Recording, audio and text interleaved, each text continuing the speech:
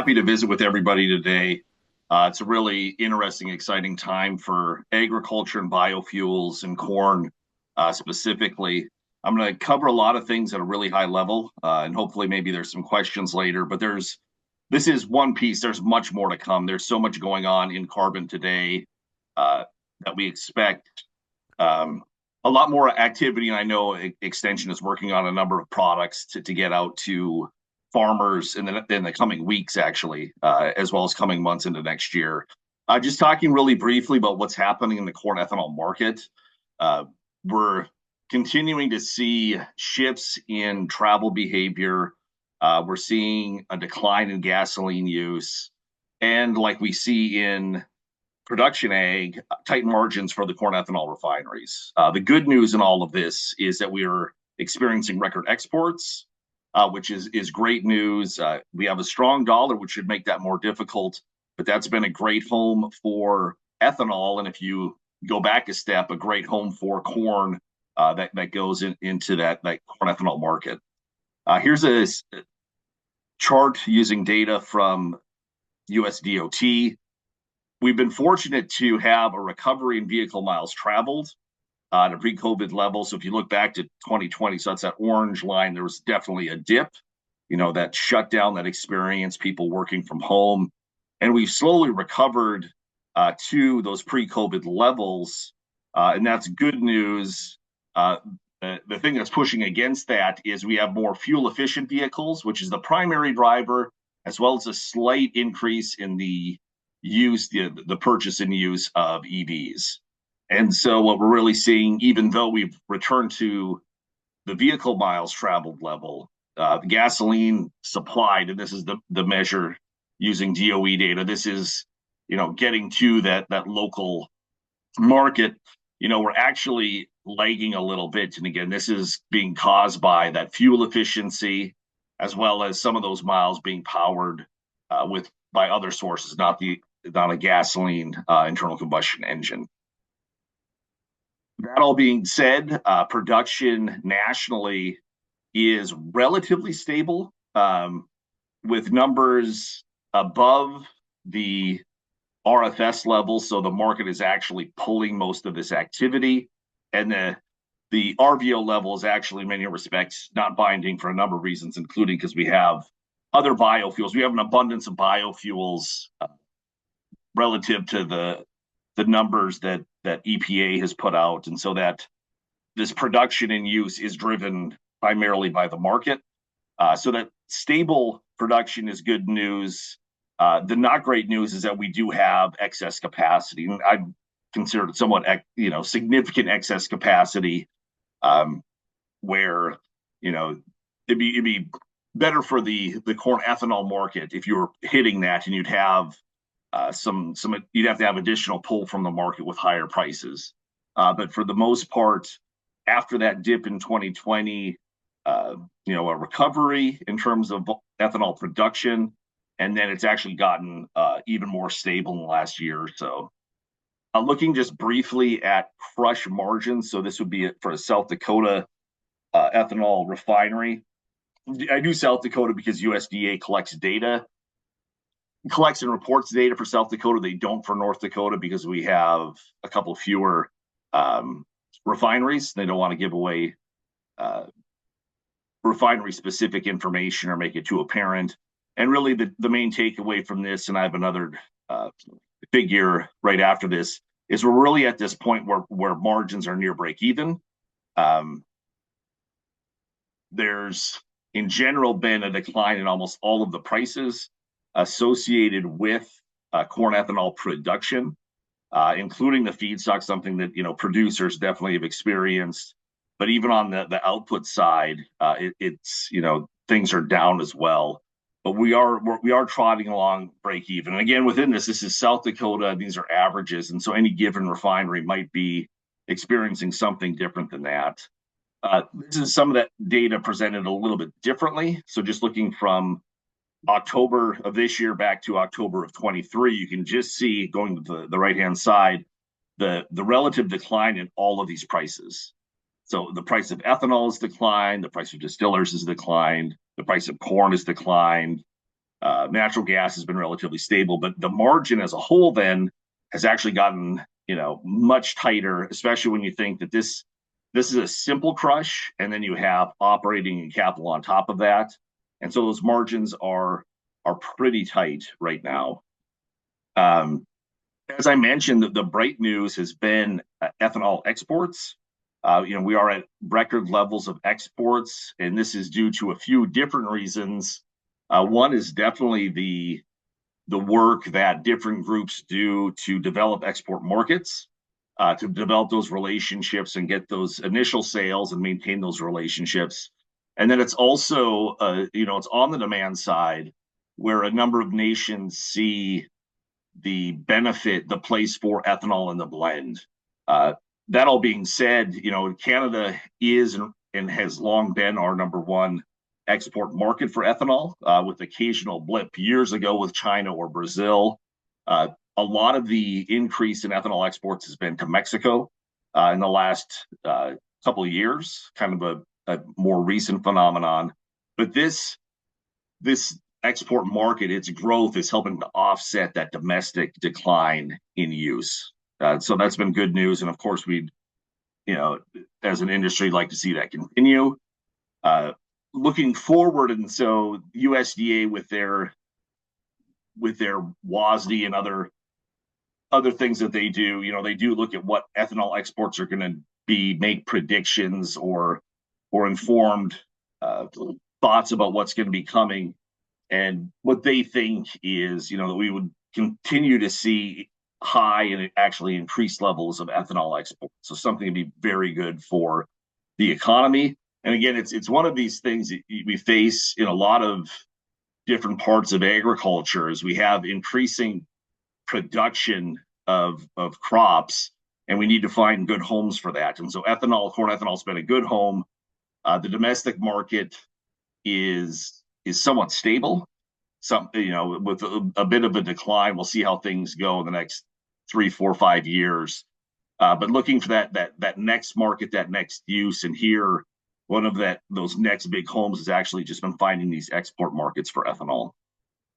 Talking about SAF, so sustainable aviation fuel. Just a little bit of background. So I've been in my position for over a decade, and I've always been hesitant to speak about things that were too far down the horizon, to really impact production ag. Farmers have enough to think about and manage. And even with the topic of SAF, 2019, 2020, I rarely, if ever, mentioned it. And now it's very much a key linchpin of biofuels going forward, both for corn ethanol and vegetable oil.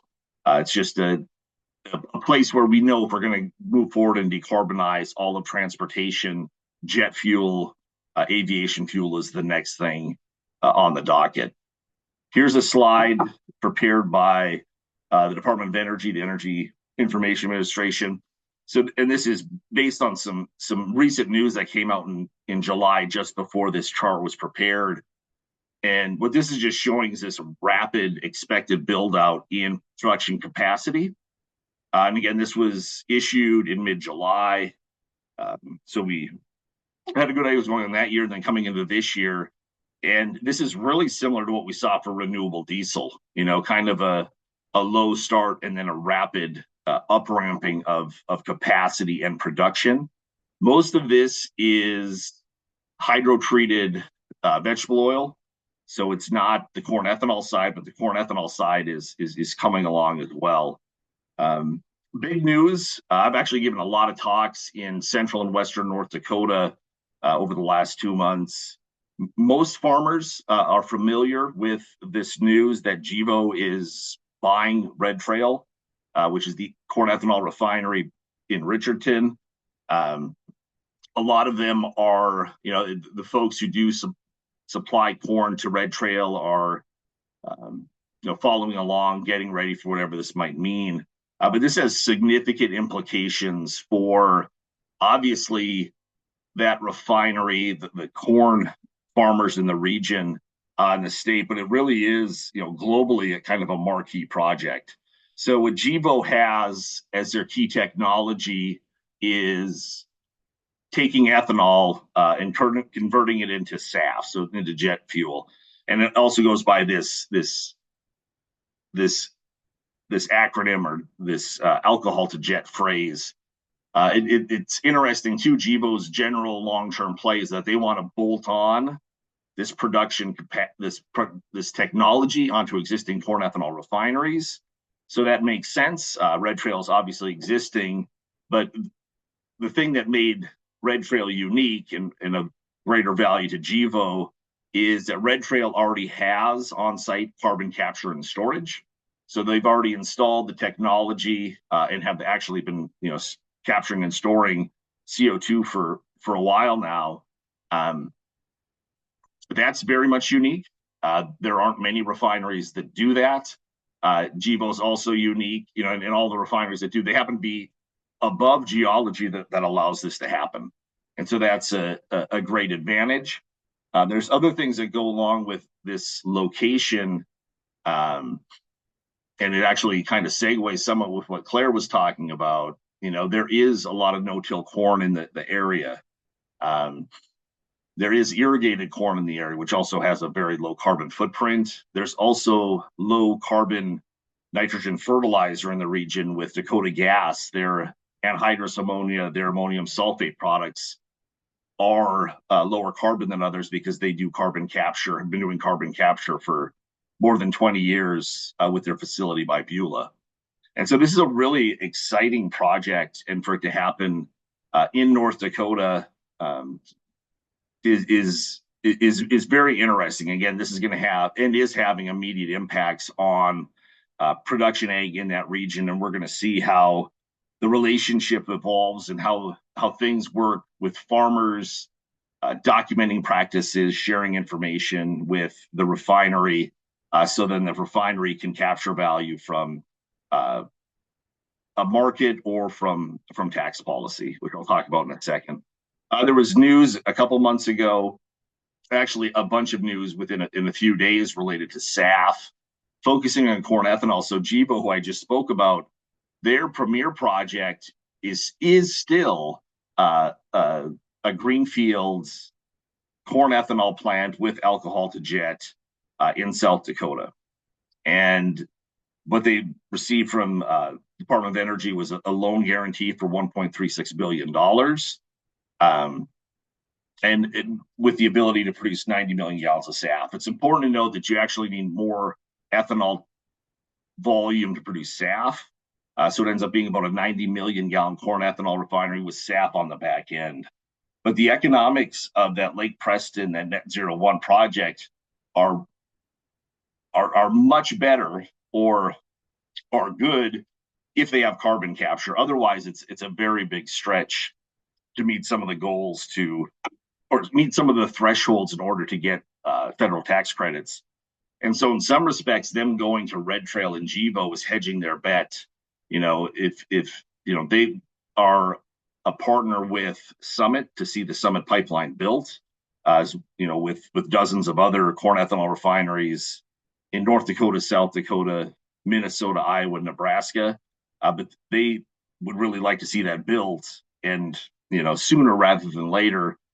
Their purchase of Red Trail gives them another option to continue to see activity with their business. And there was another loan guarantee for a refinery near Great Falls, and they make renewable diesel SAF. And this is just to expand it. It's actually it's a twin plant to Dakota Prairie Refining, the Dickinson renewable diesel facility that Marathon now owns. But they've got a loan. They're going to expand their SAF production. Just really quickly, some policy things. I'll go through this kind of quick and focus at the top and the bottom bullet. So the first is that in general, the market has been very responsive to California's policy that incentivizes low carbon fuels. So California's low carbon fuel standard has been very impactful in in all of biofuels. And coming back to agriculture, although on the production side, you might not have been familiar to date, their policy sets targets, but allows markets to figure out exactly how solutions are provided. Biofuels have filled most of that gap, ethanol playing a large role, biodiesel, and especially renewable diesel playing a bigger role. But what they essentially said is, we want to decarbonize transportation.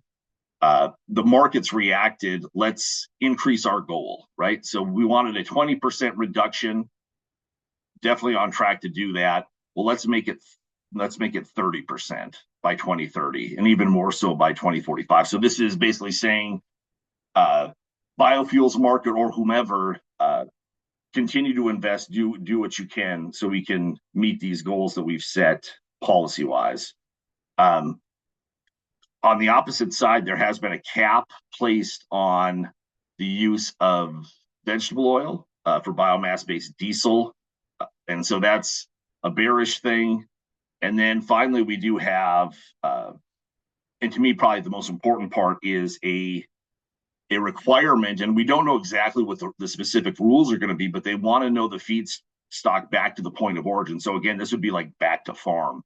And this is a fundamental change, because currently, and for all of the history of the low carbon fuel standard, they've had a single number for the carbon footprint of corn used for corn ethanol, which is Midwest corn. And so we have corn, including that in North Dakota, that might have a much smaller carbon footprint already, but they were always lumped in, or were always given that same number as any other bushel of corn produced in the Midwest. And so this is to me, this is a huge change for California and the California Air Resources Board, who's the regulator, and will have impacts going forward.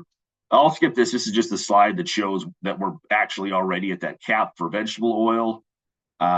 Here's a slide that shows what the target was. So going from left to right is years, and then going from top to bottom is that decline. The expectation that negative 20 in the lower right hand side of the chart is where we were going.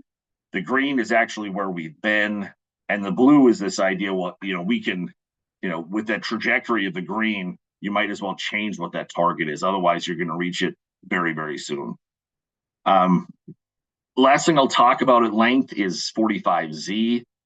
So 45Z is a part of the tax code, came into effect with the Inflation Reduction Act. It's very, very important. It's going to be extremely impactful for production agriculture. It is not just biofuels, but it has tremendous implications for biofuels and ag. It is a tax credit for production. So it would go to the biofuel producer or the clean fuel producer.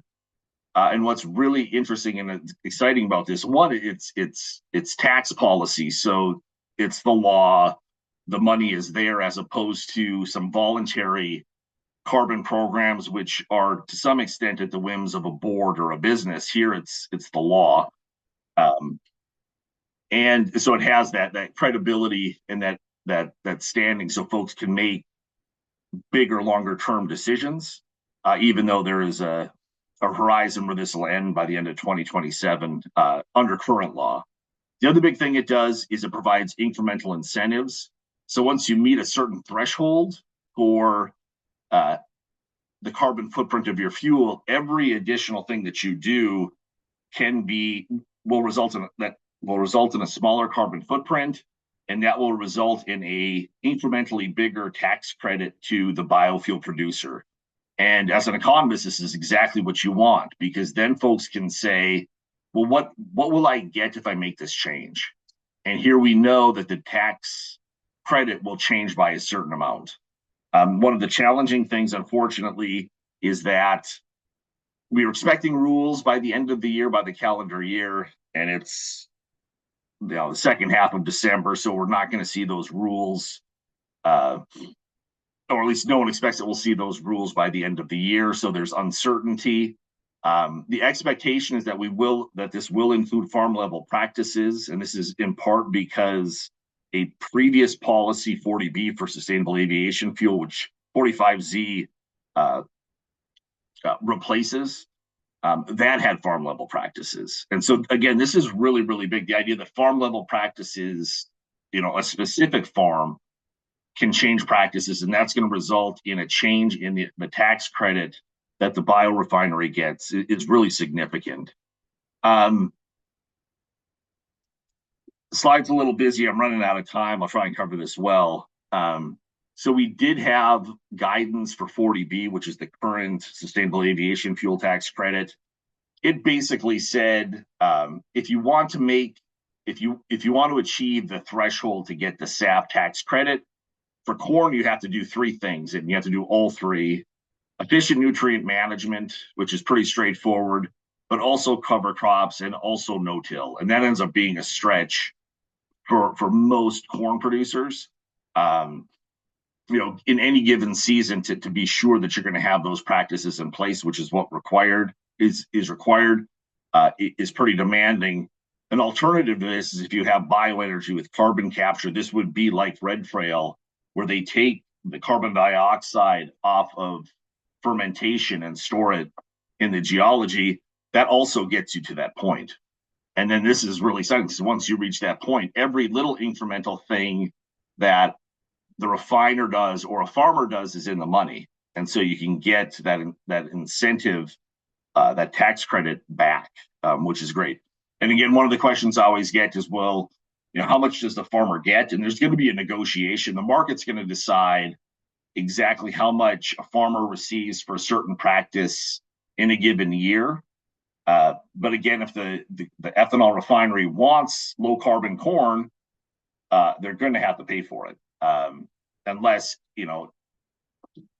it's overly abundant, which it's not. And again, if you think about the biggest ways to have lower carbon corn, it's no-till. Well, certainly not all corn is no-till, and so forth. And so there's an opportunity there for farmers.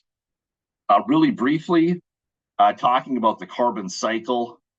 A lot of our concern about carbon greenhouse gas emissions is the use of fossil fuels. For almost all of existence, the carbon cycle was in some degree of equilibrium. We've been using fossil fuels for 150 years to start the Industrial Revolution, to make all the things we have today possible. But that took carbon that was stored in the geology and released into the atmosphere. CO2 is a greenhouse gas, and so there's concerns about that level going up and what it means for climate. But then there's also this thought about how do we remove that carbon dioxide that's already there. So even if we went to what's called net zero, where we wouldn't have new emissions, we'd still have all of these legacy emissions in the atmosphere, which are significant. And so the thought is, well, how can we get that CO2 that's there back to the level it was, or at least lower than it is now? And that leads to a couple of different solutions. And a lot of those involve agriculture, and I'll just focus on three of them. And these are things that we're, really already familiar with, but this is a different way of framing it, of thinking about it. We have carbon sequestration, storage in the soil. We have biomass carbon removal and storage. So this could include bioenergy with carbon capture. And then you can also have enhanced mineralization. So that would be essentially engineering the environment so that carbon that is in the soil, near the soil, will be mineralized, weatherized really, really quickly. And then, of course, we can plant trees and other things. But the first two especially are things that we're familiar with, but that's very much of interest globally. We now realize, and this is different governments, NPOs, businesses thinking about this. How can we take care of these legacy emissions? Almost everybody's saying without question, the best way to do that is agriculture. The only way to do it at scale right now is agriculture. And so continued support for both public and private investment and public and private spending on projects related to this. And of course, much of this now is very familiar to us. One last note about Summit. Summit continues to work on completing its project. We did have the Industrial Commission in North Dakota approve the project.